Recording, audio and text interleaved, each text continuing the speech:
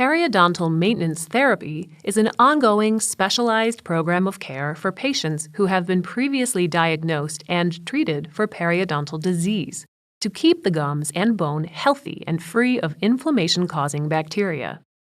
The harmful bacteria that cause gum disease continue to build deep in the pockets between your gums and teeth, even after initial treatment, often taking only 3 to 4 months to return to a damaging level. Because of this, periodontal maintenance therapy is typically done at 3 to 4 month intervals to stay ahead of it.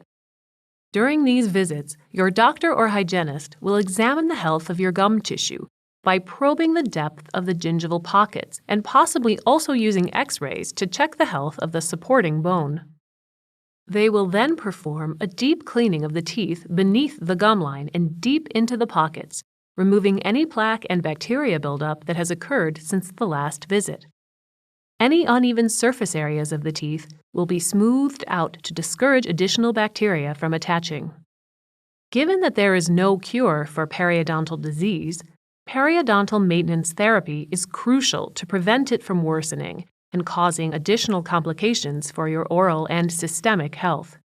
Your doctor will work with you to create a maintenance schedule that best suits your unique needs.